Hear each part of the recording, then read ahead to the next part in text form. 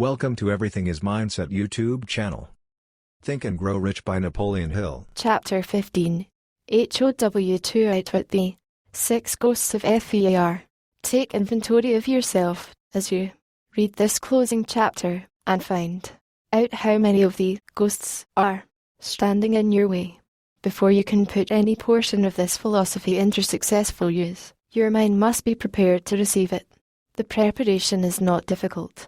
It begins with study, analysis, and understanding of 3 enemies which you shall have to clear out. These are indecision, doubt, and FEAR. The sixth sense will never function while these 3 negatives, or any of them, remain in your mind. The members of this unholy trio are closely related. Where one is found, the other 2 are close at hand. Indecision is the seedling of FEAR. Remember this, as you read. Indecision crystallizes into doubt. The 2 blend and become FEAR.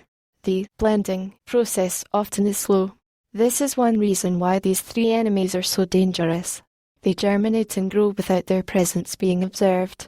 The remainder of this chapter describes an end which must be attained before the philosophy, as a whole, can be put into practical use. It also analyzes a condition which has, but lately, reduced huge numbers of people to poverty. And it states a truth which must be understood by all who accumulate riches, whether measured in terms of money or a state of mind of far greater value than money. The purpose of this chapter is to turn the spotlight of attention upon the cause and the cure of the 6 basic fears. Before we can master an enemy, we must know its name, its habits, and its place of abode. As you read, analyze yourself carefully, and determine which, if any, of the 6 common fears have attached themselves to you. Do not be deceived by the habits of these subtle enemies.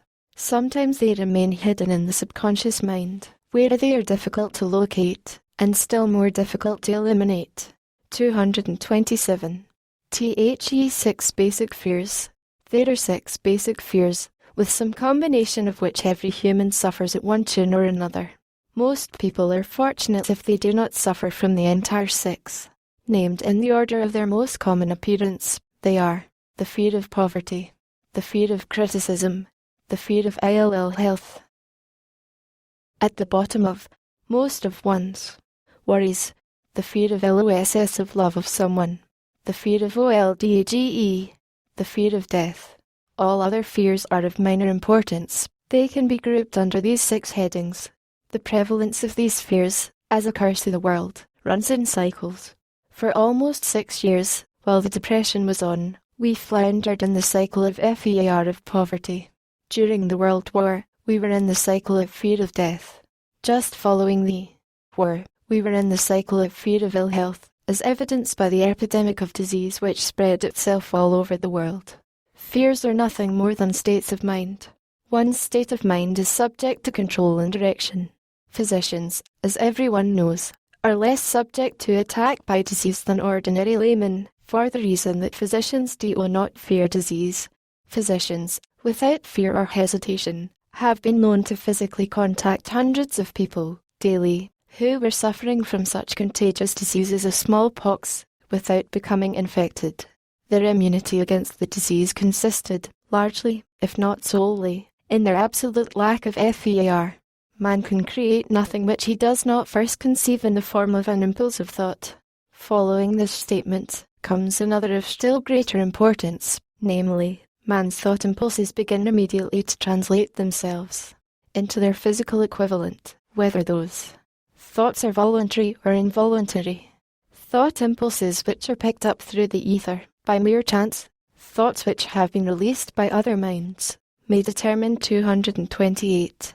One's financial, business, professional, or social destiny just as surely as do the thought impulses which one creates by intent and design.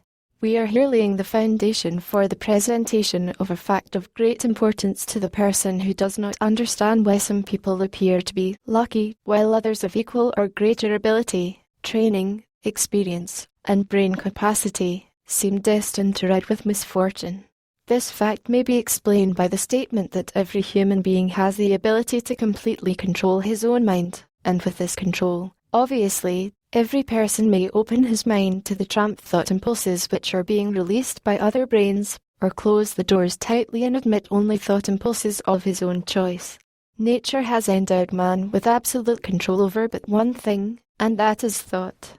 This fact, coupled with the additional fact that everything which man creates begins in the form of a thought, leads one very near to the principle by which FEAR may be mastered. If it is true that thought has a tendency to clothe itself in its physical equivalent, and this is true, beyond any reasonable room for doubt, it is equally true that thought impulses of fear and poverty cannot be translated into terms of courage and financial gain. The people of America began to think of poverty, following the Wall Street crash of 1929. Slowly, but surely that mass thought was crystallized into its physical equivalent, which was known as a depression. This had to happen. It is in conformity with the laws of nature. Fear of poverty. There can be no compromise between poverty and riches. The two roads that lead to poverty and riches travel in opposite directions. If you want riches, you must refuse to accept any circumstance that leads towards poverty.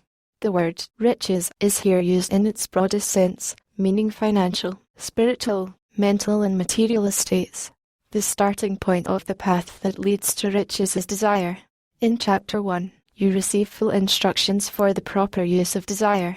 In this chapter, on FEAR, you have complete instructions for preparing your mind to make practical use of 229. Desire. Here, then, is the place to give yourself a challenge which will definitely determine how much of this philosophy you have absorbed. Here is the point at which you can turn prophet and foretell, accurately, what the future holds in store for you. If, after reading this chapter, you are willing to accept poverty, you may as well make up your mind to receive poverty. This is one decision you cannot avoid. If you demand riches, determine what form, and how much will be required to satisfy you. You know the road that leads to riches. You have been given a road map which, if followed, will keep you on that road. If you neglect to make the start, or stop before you arrive, no one will be to blame, but why owe you? This responsibility is yours. No alibi will save you from accepting the responsibility if you now fail or refuse to demand riches of life, because the acceptance calls for but one thing incidentally, the only thing you can control, and that is a state of mind. A state of mind is something that one assumes. It cannot be purchased, it must be created. Fear of poverty is a state of mind, nothing else. But it is sufficient to destroy one's chances of achievement in any undertaking, a truth which became painfully evident during the Depression.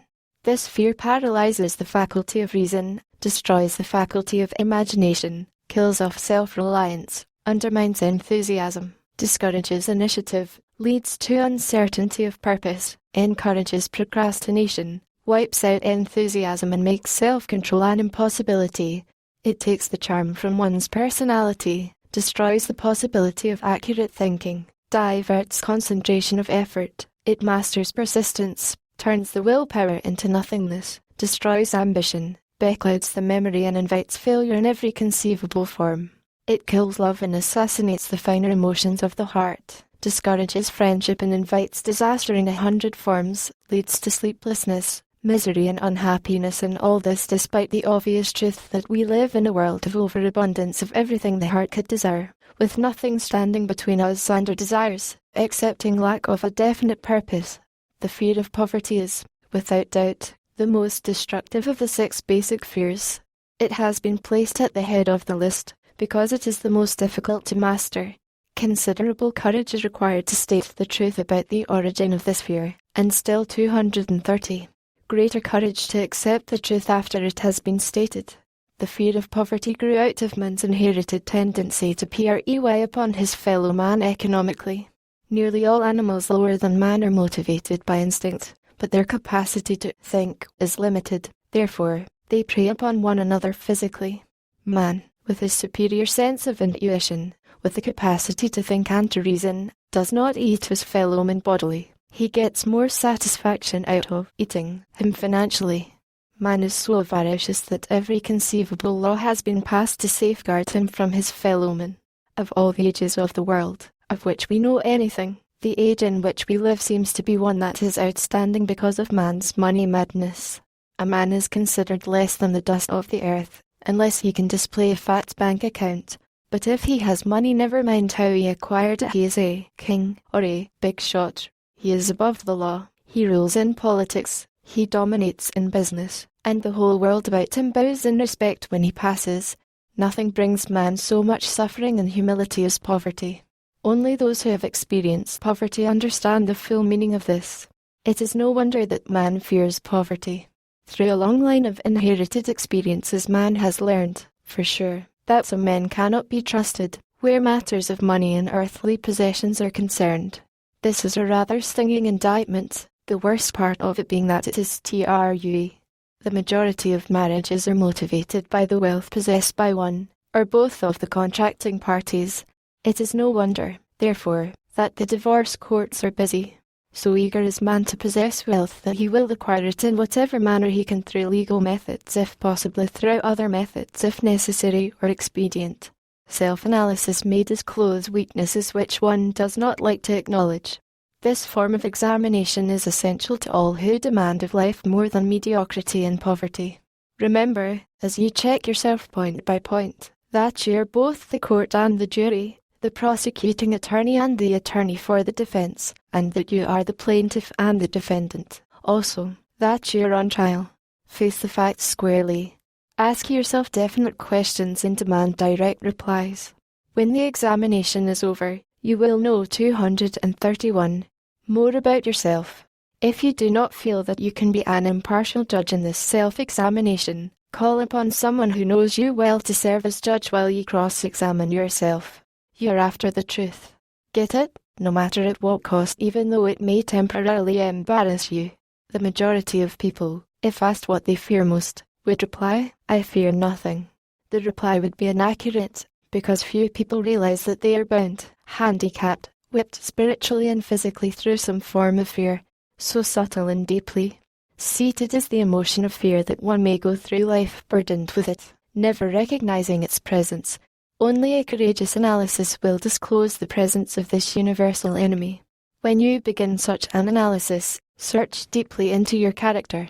Here is a list of the symptoms for which you should look. Symptoms of the fear of poverty.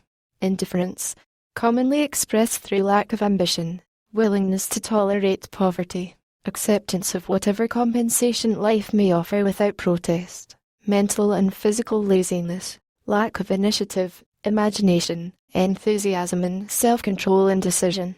The habit of permitting others to do one's thinking. Staying on the fence. Doubt. Generally expressed through alibis and excuses designed to cover up, explain away, or apologize for one's failures, sometimes expressed in the form of envy of those who are successful, or by criticizing them. Worry. Usually expressed by finding fault with others, a tendency to spend beyond one's income. Neglect of personal appearance, scowling and frowning, intemperance in the use of alcoholic drink, sometimes through the use of narcotics, nervousness, lack of poise, self-consciousness and lack of self-reliance, overcaution, the habit of looking for the negative side of every circumstance, thinking and talking of possible failure instead of concentrating upon the means of succeeding, knowing all the roads to disaster, but never searching for the plans to avoid failure. Wait 232, ing for the right time to begin putting ideas and plans into action, until the waiting becomes a permanent habit. Remembering those who have failed, and forgetting those who have succeeded. Seeing the hole in the donut, but overlooking the donut. Pessimism, leading to indigestion, poor elimination, auto-intoxication, bad breath and bad disposition. Procrastination. The habit of putting off until tomorrow that which should have been done last year. Spending enough time in creating alibis and excuses to have done the job. This symptom is closely related to overcaution, doubt and worry. Refusal to accept responsibility when it can be avoided. Willingness to compromise rather than put up a stiff fight. Compromising with difficulties instead of harnessing and using them as stepping stones to advancement. Bargaining with life for a penny, instead of demanding prosperity, opulence, riches, contentment and happiness. Planning what to do if and when overtaken by failure, instead of burning all bridges and making retreat impossible. Weakness of, and often total lack of self-confidence, definiteness of purpose, self-control, initiative. enthusiasm, ambition, thrift and sound reasoning ability, expecting poverty instead of demanding riches, association with those who accept poverty instead of seeking the company of those who demand and receive riches. Money talks. Some will ask, why did you write a book about money? Why measure riches in dollars alone? Some will believe, and rightly so, that there are other forms of riches more desirable than money. Yes, there are riches which cannot be measured in terms of dollars, but there are millions of people who will say, give me all the money I need, and I will find everything else I want. The major reason why I wrote this book on how to get money is the fact that the world has but lately passed through an experience that left millions of men and women paralyzed with the fear of poverty. What this sort of fear does to one was well described by Westbrook Begler in the New York World Telegram, viz. Money is only clamshells or metal discs or scraps of paper, and there are treasures of the heart and soul which money cannot 233 buy, but most people, being broke, are unable to keep this in mind and sustain their spirits. When a man is down and out and on the street, unable to get any job at all, something happens to his spirit which can be observed in the droop of his shoulders, the set of his hat, his walk and his gaze. He cannot escape the feeling of inferiority among people with regular employment, even though he knows they are definitely not his equals in character, intelligence, or ability. These people, even his friends, feel, on the other hand, a sense of superiority and regard him, perhaps unconsciously, as a casualty. He may borrow for a time, but not enough to carry on in his accustomed way, and he cannot continue to borrow very long.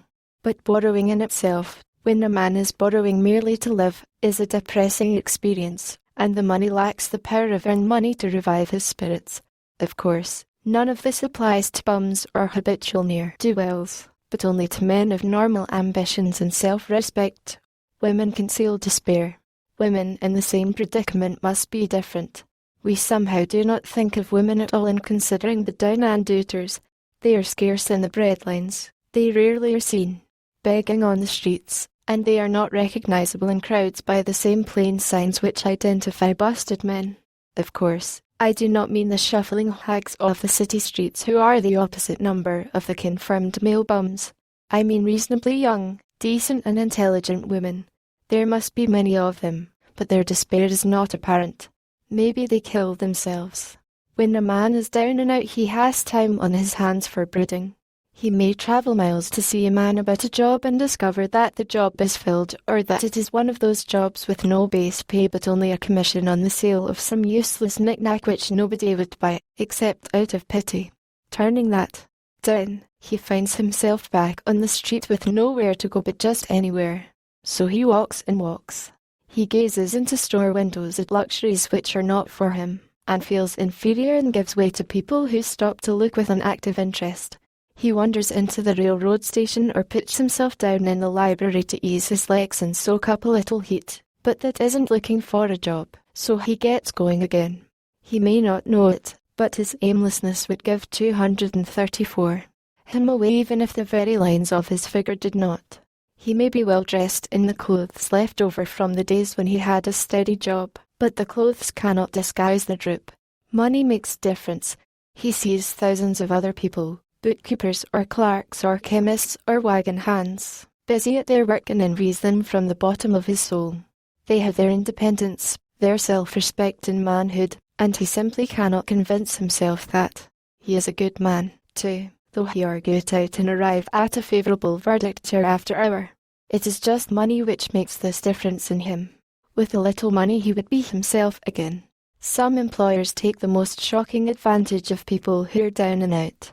The agencies hang out little coloured cards offering miserable wages to busted men minus $12 a week, $15 a week. An $18 a week job is a plum, and anyone with $25 a week to offer does not hang the job in front of an agency on a coloured card. I have a one ad clipped from a local paper demanding a clerk, a good, clean penman, to take telephone orders for a sandwich shop from 11 a.m. to 2 p.m. for $8 a month, not $8 a week, but $8 a month. The ad says also, state religion. Can you imagine the brutal effrontery of anyone who demands a good, clean payment for 11 cents an hour inquiring into the victim's religion? But that is what busted people are offered. Fear of criticism.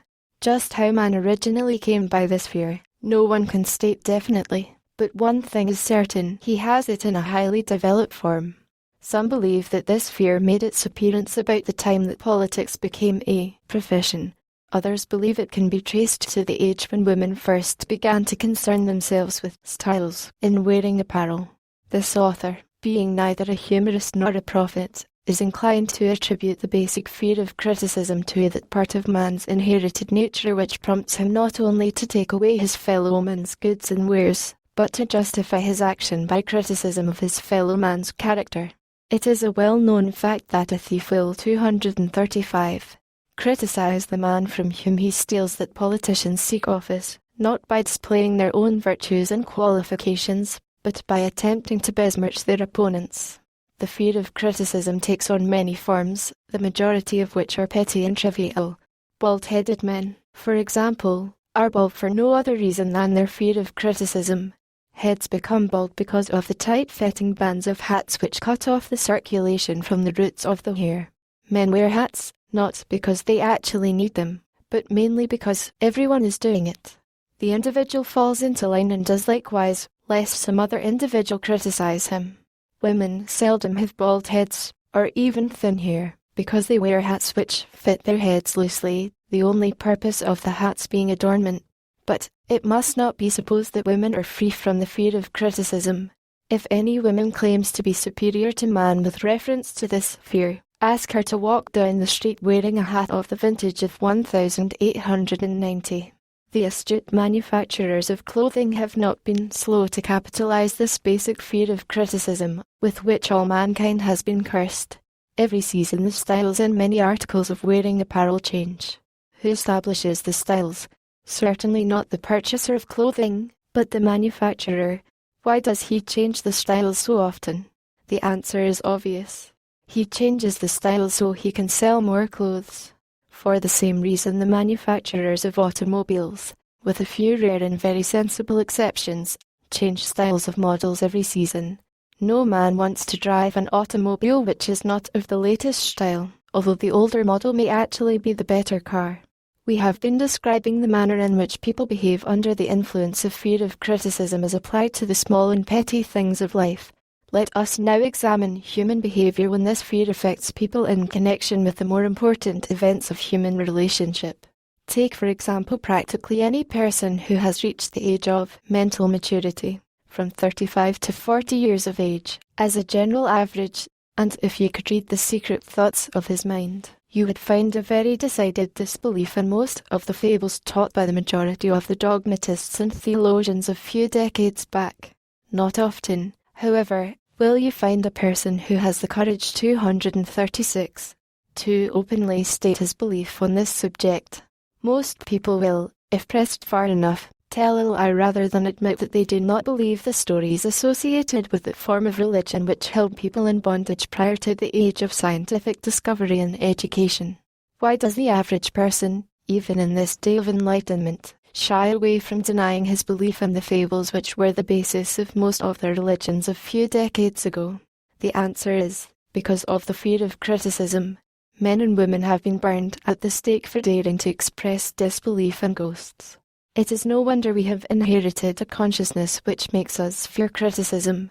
The time was, and not so far in the past, when criticism carried severe punishments. It still does in some countries.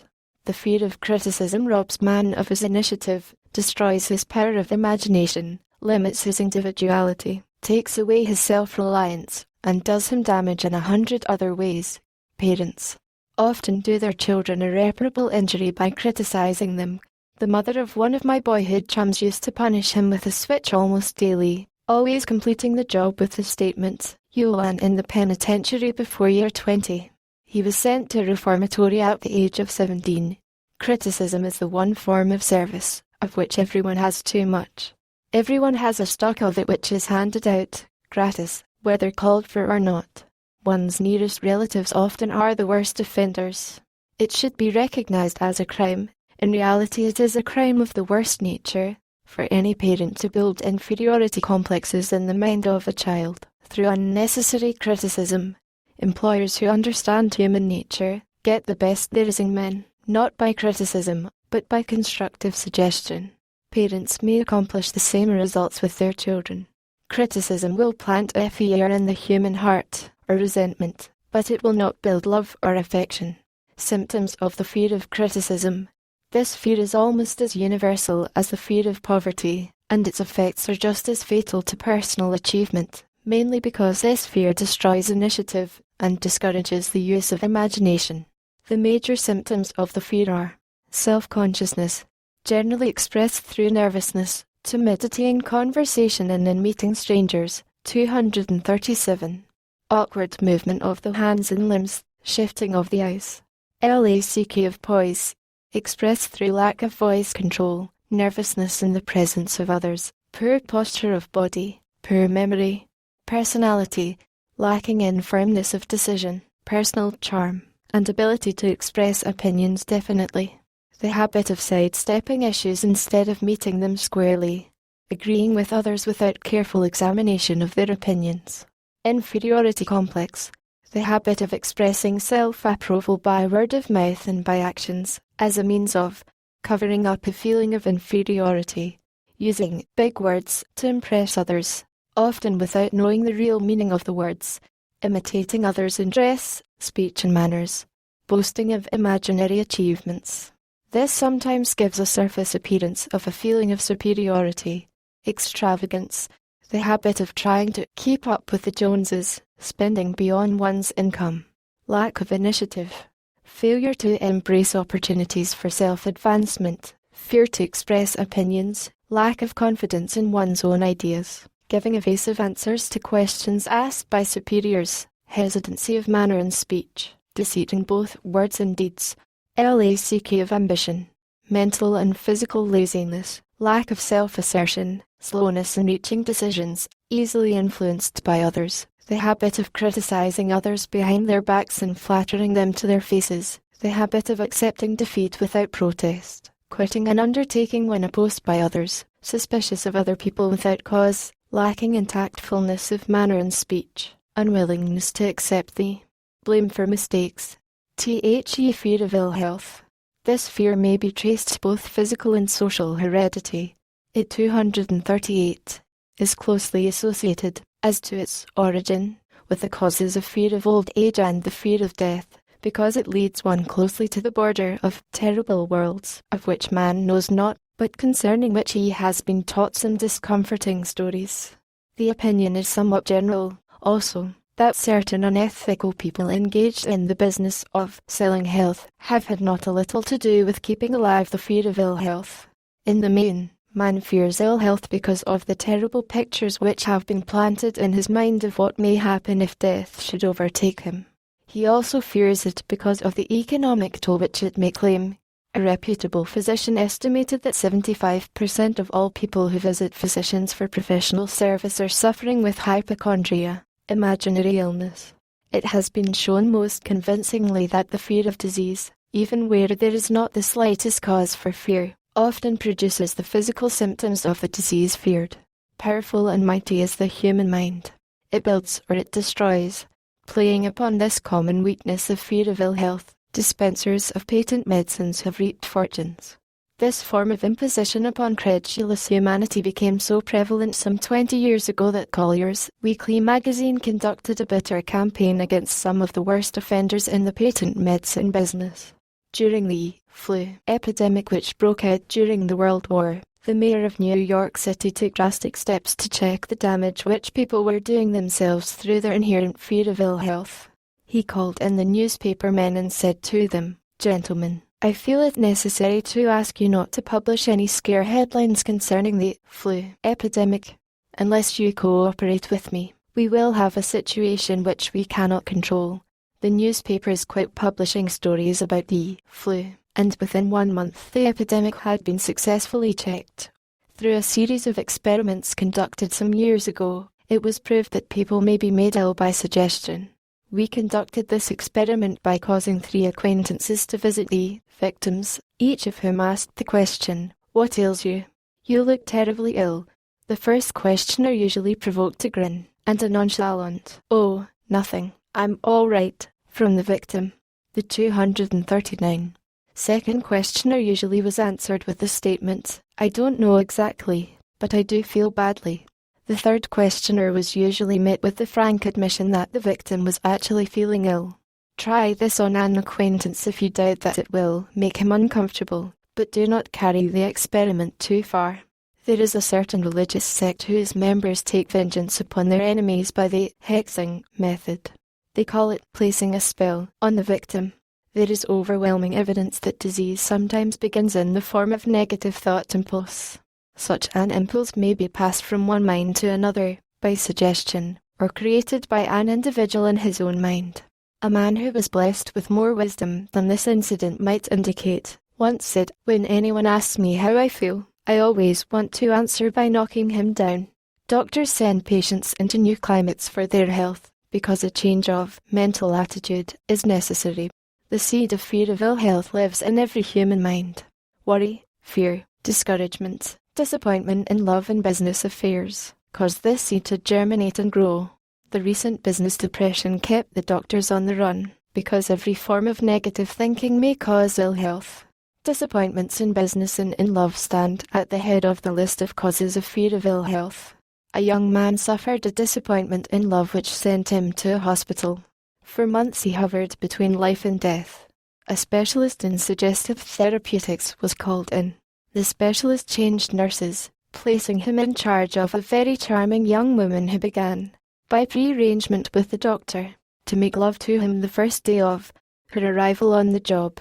Within 3 weeks the patient was discharged from the hospital, still suffering, but with an entirely different malady. He was in love again. The remedy was a hoax, but the patient and the nurse were later married. Both are in good health at the time of this writing. Symptoms of the fear of ill health. The symptoms of this almost universal fear are 240. Autosuggestion. The habit of negative use of self-suggestion by looking for and expecting to find the symptoms of all kinds of disease, enjoying imaginary illness and speaking of it as being real. The habit of trying all fads and isms recommended by others as having therapeutic value. Talking to others of operations, accidents and other forms of illness. Experimenting with diets, physical exercises, reducing systems, without professional guidance. Trying home remedies, patent medicines and quack remedies. Hypochondria. The habit of talking of illness, concentrating the mind upon disease, and expecting its appearance until a nervous break occurs. Nothing that comes in bottles can cure this condition. It is brought on by negative thinking, and nothing but positive thought can effect a cure.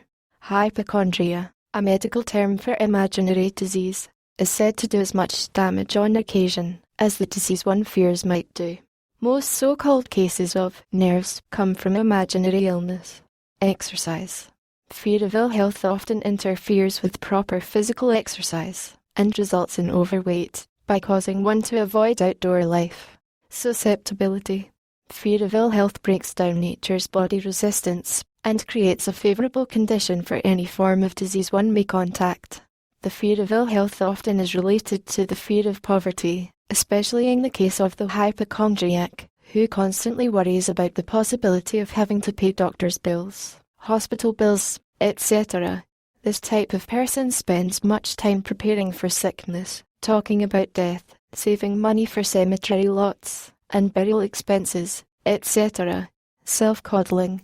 The habit of making a bid for sympathy, using imaginary illness as the lure. People often resort to this trick to avoid work.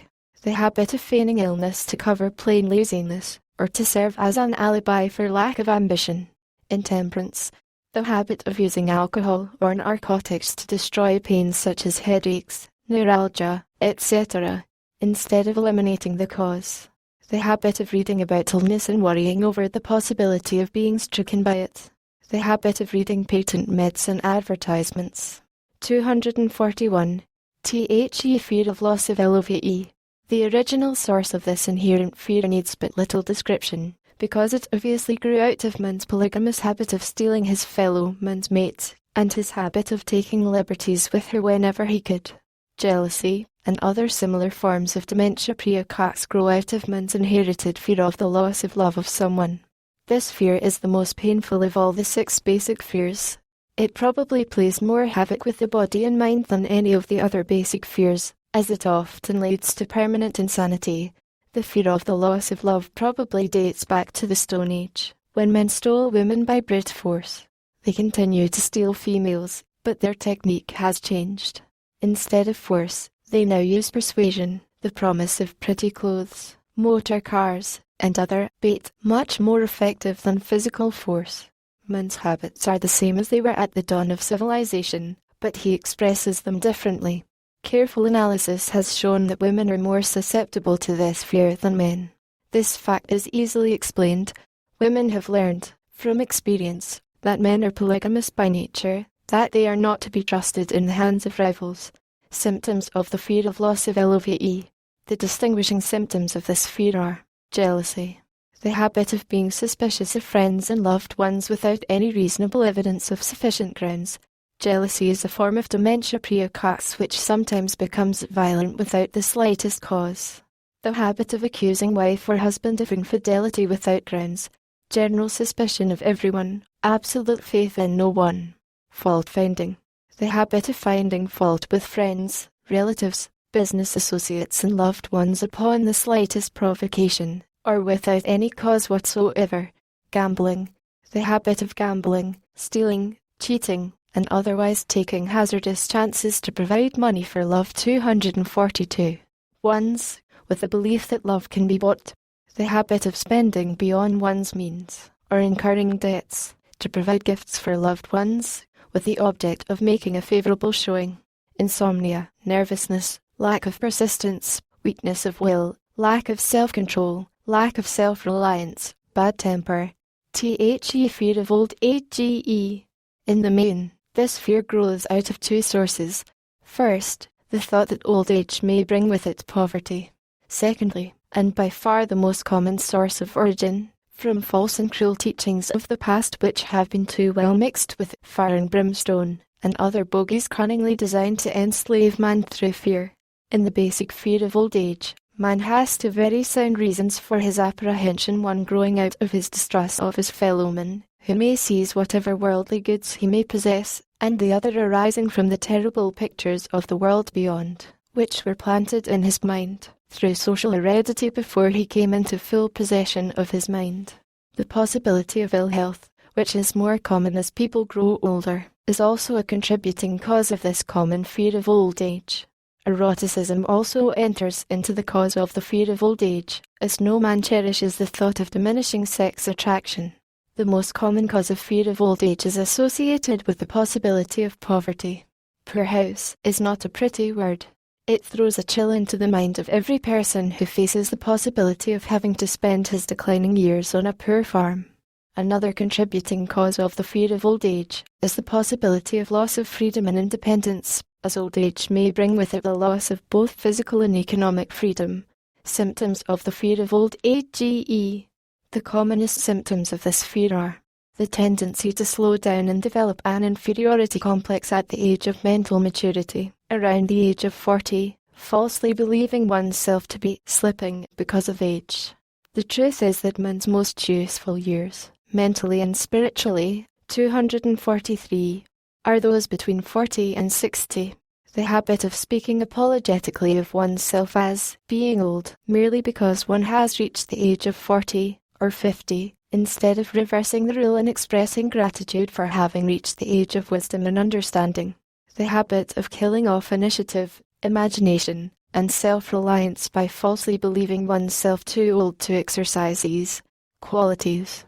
The habit of the man or woman of 40 dressing with the aim of trying to appear much younger, and affecting mannerisms of youth, thereby inspiring ridicule by both friends and strangers. The fear of death.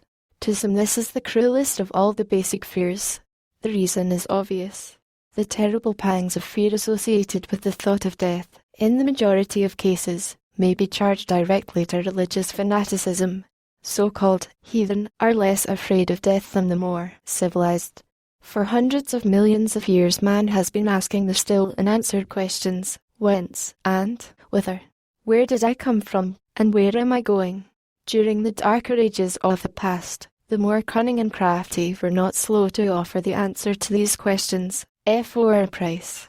Witness, now, the major source of origin of the fear of death.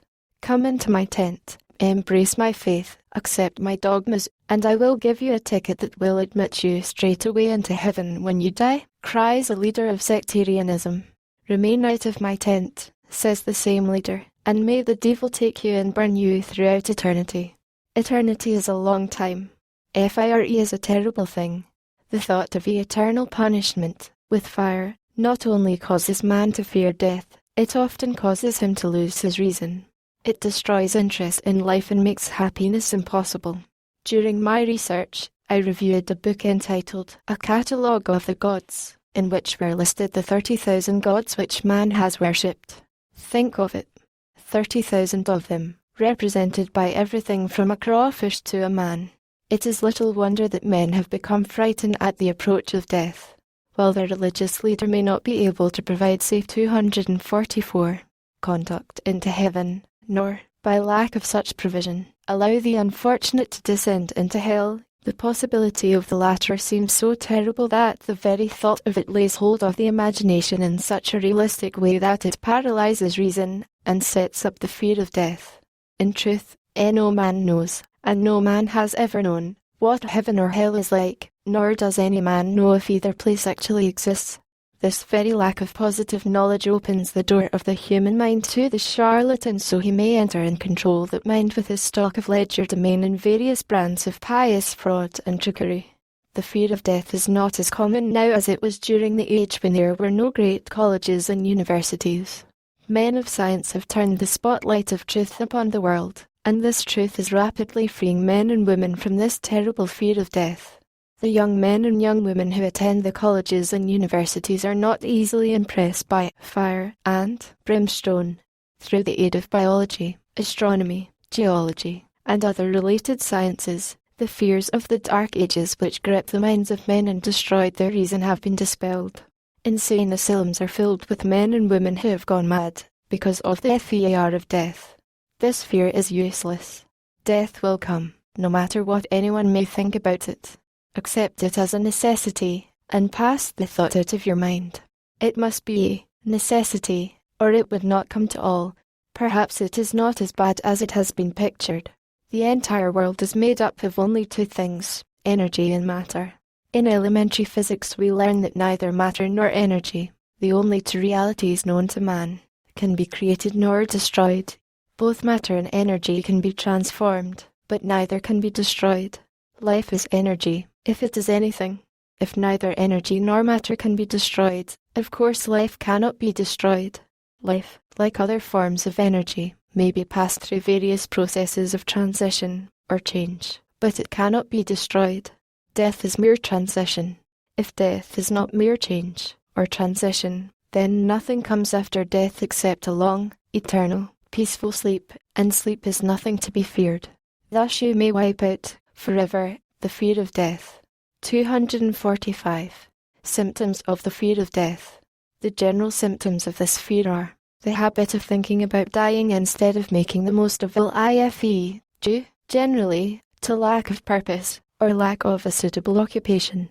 This fear is more prevalent among the aged, but sometimes the more youthful are victims of it.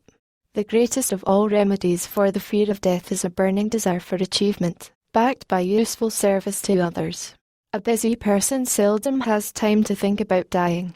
He finds life too thrilling to worry about death. Sometimes the fear of death is closely associated with the fear of poverty, where one's death would leave loved ones poverty-stricken. In other cases, the fear of death is caused by illness and the consequent breaking down of physical body resistance.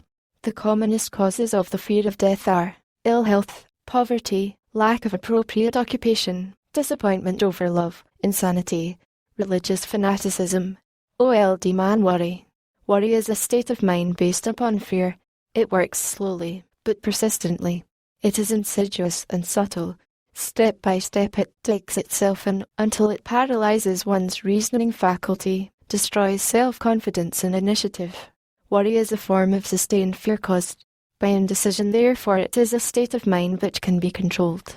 An unsettled mind is helpless. Indecision makes an unsettled mind.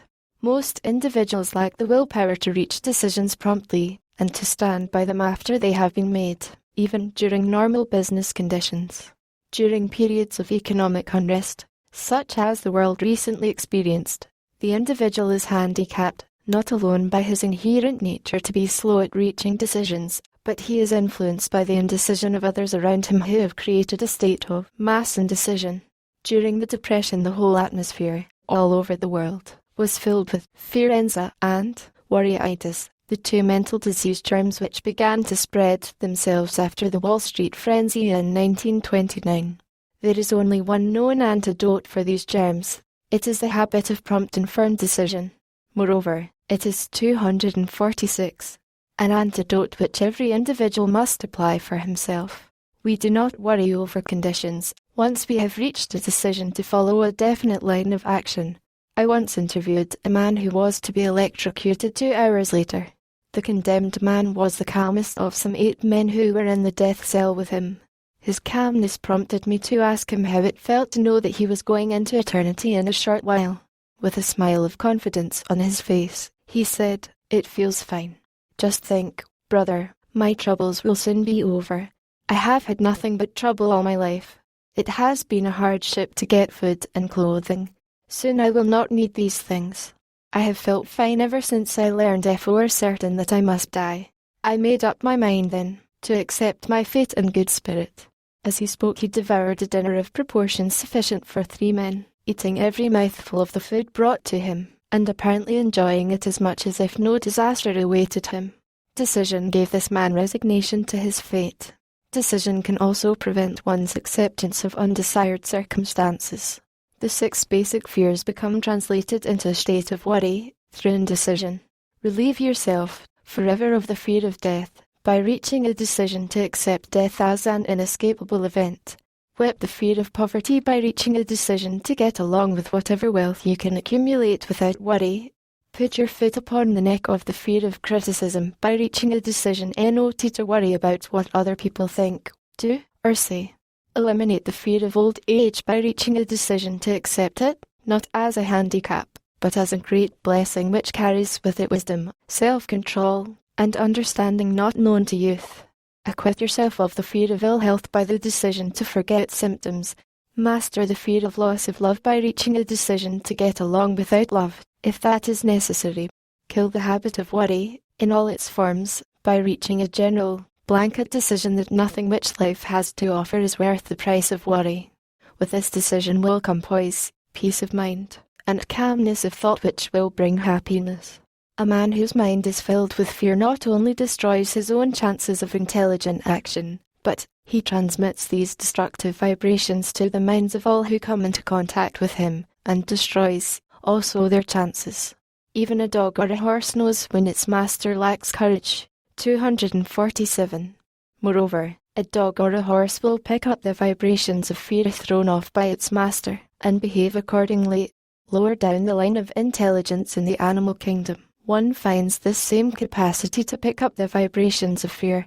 A honeybee immediately senses fear in the mind of a person for reasons unknown. A bee will sting the person whose mind is releasing vibrations of fear, much more readily than it will molest the person whose mind registers no fear. The vibrations of fear pass from one mind to another just as quickly and as surely as the sound of the human voice passes from the broadcasting station to the receiving set of a radio in by the self-same medium. Mental telepathy is a reality. Thoughts pass from one mind to another, voluntarily, whether or not this fact is recognized by either the person releasing the thoughts, or the persons who pick up those thoughts. The person who gives expression, by word of mouth, to negative or destructive thoughts is practically certain to experience the results of those words in the form of a destructive kickback. The release of destructive thought impulses, alone, without the aid of words, produces also a kickback in more ways than one. First of all, and perhaps most important to be remembered, The person who releases thoughts of a destructive nature must suffer damage through the breaking down of the faculty of creative imagination. Secondly, the presence in the mind of any destructive emotion develops a negative personality which repels people, and it often converts them into antagonists. The third source of damage to the person who entertains or releases negative thoughts lies in this significant fact: these thought impulses are not only damaging to others, but they embed themselves in the subconscious mind of the person releasing them, and they become a part of his character. One is never through with a thought merely by releasing it.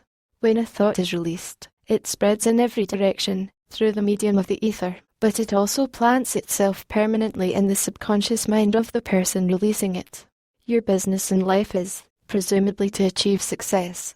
To be successful, you must find peace of mind, acquire the material needs of life, and above all, attain happiness. All of these evidences of success begin in the form of thought impulses. You may control your own mind. You have the power to feed it 248. Whatever thought impulses you choose. With this privilege goes also the responsibility of using it constructively. You are the master of your own earthly destiny just as surely as you have the power to control your own thoughts. You may influence, direct, and eventually control your own environment, making your life what you want it to be, or you may neglect to exercise the privilege which is yours, to make your life to order, thus casting yourself upon the broad sea of circumstance, where you will be tossed hither and yon, like a chip on the waves of the ocean. Devil's Workshop. The 7th Basic Evil. In addition to the 6 basic fears, there is another evil by which people suffer. It constitutes a rich soil in which the seeds of failure grow abundantly. It is so subtle that its presence often is not detected. This affliction cannot properly be classed as a fear. It is more deeply seated and more often fatal than all of the 6 fears. For want of a better name, let us call this evil susceptibility to negative influences. Men who accumulate great riches always protect themselves against this evil. The poverty-stricken never do. Those who succeed in any calling must prepare their minds to resist the evil. If you're reading this philosophy for the purpose of accumulating riches, you should examine yourself very carefully to determine whether you're susceptible to negative influences. If you neglect this self-analysis, you will forfeit your right to attain the object of your desires. Make the analysis searching. After you read the questions prepared for this self-analysis, hold yourself to a strict accounting in your answers. Go at the task as carefully as you would search for any other enemy you knew to be awaiting you in ambush, and deal with your own faults as you would with a more tangible enemy. You can easily protect yourself against highway robbers, because the law provides organized cooperation for your benefit, but the 7th basic evil is more difficult to master, because it strikes when you are not aware of its presence, when you're asleep, and while you're awake. Moreover, its weapon is intangible, because it consists of merely a state of mind. This 249. Evil is also dangerous because it strikes in as many different forms as there are human experiences. Sometimes it enters the mind through the well-meant words of one's own relatives. At other times, it bores from within, through one's own mental attitude. Always it is as deadly as poison, even though it may not kill as quickly. How to protect yourself against negative influences. To protect yourself against negative influences, whether of your own making, or the result of the activities of negative people around you, recognize that you have a willpower, and put it into constant use, until it builds a wall of immunity against negative influences in your own mind. Recognize the fact that you, and every other human being, are, by nature, lazy, indifferent, and susceptible to all suggestions which harmonize with your weaknesses. Recognize that you are, by nature, susceptible to all the 6 basic fears, and set up habits for the purpose of counteracting all these fears. Recognize that negative influences often work on you through your subconscious mind, therefore they're difficult to detect, and keep your mind closed against all people who depress or discourage you in any way. Clean out your medicine chest, throw away all pill bottles, and stop pandering to colds, aches, pains and imaginary illness. Deliberately seek the company of people who influence you to think and act for yourself. Do not expect troubles, as they have a tendency not to disappoint. Without doubt, The most common weakness of all human beings is the habit of leaving their minds open to the negative influence of other people. This weakness is all the more damaging, because most people do not recognize that they are cursed by it, and many who acknowledge it, neglect or refuse to correct the evil until it becomes an uncontrollable part of their daily habits. To aid those who wish to see themselves as they really are, the following list of questions has been prepared. Read the questions and state your answers aloud, so you can hear your own voice. This will make it easier for you to be truthful with yourself. 250. Self-analysis test questions. Do you complain often of feeling bad, and if so, what is the cause? Do you find fault with other people at the slightest provocation? Do you frequently make mistakes in your work, and if so, why? Are you sarcastic and offensive in your conversation? Do you deliberately avoid the association of anyone, and if so, why? Do you suffer frequently with indigestion? If so, what is the cause? Does life seem futile and the future hopeless to you? If so, why? Do you like your occupation? If not, why? Do you often feel self-pity, and if so, why? Are you envious of those who excel you? To which do you devote most time, thinking of success, or of failure? Are you gaining or losing self-confidence as you grow older? Do you learn something of value from all mistakes? Are you permitting some relative or acquaintance to worry you? If so, why? Are you sometimes in the clouds and at other times in the depths of despondency? Who has the most inspiring influence upon you? What is the cause? Do you tolerate negative or discouraging influences which you can avoid? Are you careless of your personal appearance? If so, when and why? Have you learned how to drown your troubles by being too busy to be annoyed by them? Would you call yourself a spineless weakling if you permitted others to do your thinking for you? Do you neglect internal bathing until auto-intoxication makes you ill-tempered and irritable? How many preventable disturbances annoy you, and why do you tolerate them? 251. Do you resort to liquor, narcotics, or cigarettes to quiet your nerves? If so, why do you not try willpower instead? Does anyone nag you, and if so, for what reason? Do you have a definite major purpose, and if so, what is it, and what plan have you for achieving it? Do you suffer from any of the 6 basic fears? If so, which ones? Have you a method by which you can shield yourself against the negative influence of others? Do you make deliberate use of auto-suggestion to make your mind positive? Which do you value most, your material possessions, or your privilege of controlling your own thoughts? Are you easily influenced by others, against your own judgment?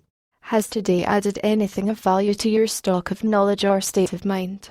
Do you face squarely the circumstances which make you unhappy, or sidestep the responsibility?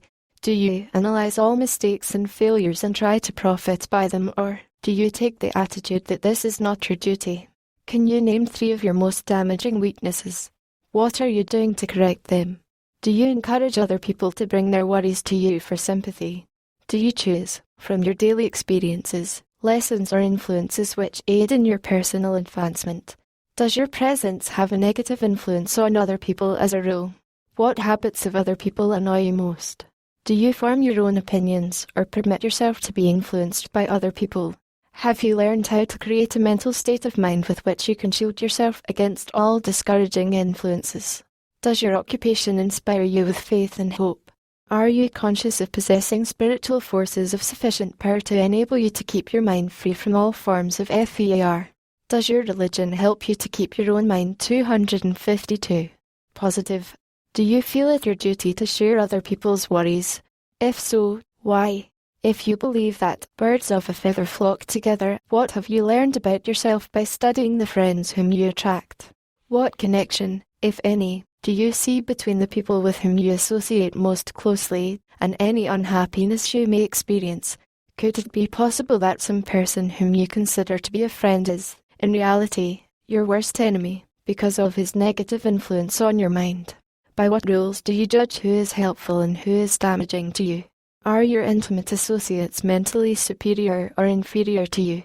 How much time out of every 24 hours do you devote to A, B, C, D, E? Your occupation, sleep, play and relaxation. Acquiring useful knowledge. Plain waste. Who among your acquaintances? A, B, C, D, encourages you most, cautions you most, discourages you most, helps you most in other ways? What is your greatest worry? Why do you tolerate it? When others offer you free, unsolicited advice, do you accept it without question, or analyze their motive? What, above all else, do you most desire? Do you intend to acquire it? Are you willing to subordinate all other desires for this one? How much time daily do you devote to acquiring it? Do you change your mind often? If so, why? Do you usually finish everything you begin? Are you easily impressed by other people's business or 253 professional titles, college degrees, or wealth? Are you easily influenced by what other people think or say of you? Do you cater to people because of their social or financial status? Whom do you believe to be the greatest person living? In what respect is this person superior to yourself? How much time have you devoted to studying and answering these questions? At least one day is necessary for the analysis and the answering of the entire list. If you have answered all these questions truthfully, you know more about yourself than the majority of people. Study the questions carefully, come back to them once each week for several months, and be astounded at the amount of additional knowledge of great value to yourself you will have gained by the simple method of answering the questions truthfully. If you are not certain concerning the answers to some of the questions, seek the counsel of those who know you well, especially those who have no motive in flattering you, and see yourself through their eyes. The experience will be astonishing. You have absolute control over but one thing, and that is your thoughts. This is the most significant and inspiring of all facts known to man. It reflects man's divine nature. This divine prerogative is the sole means by which you may control your own destiny. If you fail to control your own mind, you may be sure you will control nothing else. If you must be careless with your possessions, let it be in connection with material things. Your mind is your spiritual estate. Protect and use it with the care to which divine royalty is entitled. You were given no willpower for this purpose. Unfortunately, there is no legal protection against those who, either by design or ignorance, poison the minds of others by negative suggestion. This form of destruction should be punishable by heavy legal penalties, because it may and often does destroy one's chances of acquiring material things which are protected by law. Men with negative minds tried to convince Thomas A. Edison that he could not build a machine that would record and reproduce the human voice, because, they said, no one else had ever 254 produced such a machine. Edison did not believe them. He knew that the mind could produce anything the mind could conceive and believe, and that knowledge was the thing that lifted the great Edison above the common herd. Men with negative minds told F.W. Woolworth he would go broke trying to run a store on 5 and 10 cent sales. He did not believe them. He knew that he could do anything, within reason, if he backed his plans with faith, exercising his right to keep other men's negative suggestions out of his mind. He piled up a fortune of more than $100 million. Men with negative minds told George Washington he could not hope to win against the vastly superior forces of the British, but he exercised his divine right to believe. Therefore this book was published under the protection of the Stars and Stripes, while the name of Lord Cornwallis has been all but forgotten. Doubting Thomases scoffed scornfully when Henry Ford tried out his first crudely built automobile on the streets of Detroit. Some said the thing never would become practical. Others said no one would pay money for such a contraption. Ford said, "I'll belt the earth with dependable motor cars," and he did. His decision to trust his own judgment has already piled up a fortune far greater than the next 5 generations of his descendants can squander. For the benefit of those seeking vast riches, let it be remembered that practically the sole difference between Henry Ford and a majority of the more than 100,000 men who work for him is this: Ford has a mind and controls it, the others have minds which they do not try to control. Henry Ford has been repeatedly mentioned, because he is an astounding example of what a man with a mind of his own, and a will to control it, can accomplish. His record knocks the foundation from under that time-worn alibi: "I never had a chance." Ford never had a chance, either, but he created an opportunity and backed it with persistence until it made him richer than Croesus. Mind control is the result of self-discipline and habit. You either control your mind or it controls you. There is no hallway compromise. The most practical of all methods for controlling the mind is the habit of keeping it busy with a definite purpose, backed by a definite plan. Study the record of any man who achieves 255 noteworthy success, and you will observe that he has control over his own mind. Moreover, that he exercises that control and direct it toward the attainment of definite objectives. Without this control, success is not possible. 57 Famous Alibis by Old Man IF.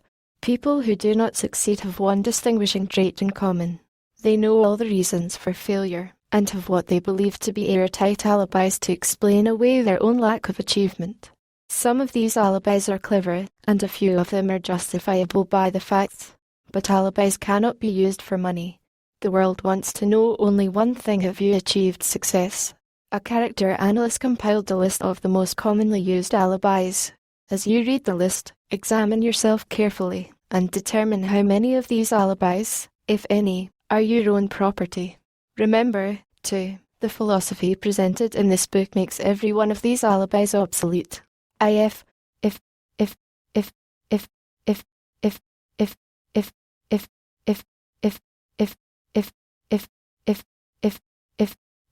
I didn't have a wife and family. I had enough pool. I had money. I had a good education. I could get a job. I had good health. I only had time. Times were better. Other people understood me. Conditions around me were only different. I could live my life over again. I did not fear what they would say. I had been given a chance. I now had a chance. Other people didn't have it in for me. Nothing happens to stop me. I were only younger. I could only do what I want. I had been born rich. 256. If I could meet the right people. If I had the talent that some people have. If I dared assert myself. If I only had embraced past opportunities. If people didn't get on my nerves. If I didn't have to keep house and look after the children. If I could save some money. If the boss only appreciated me.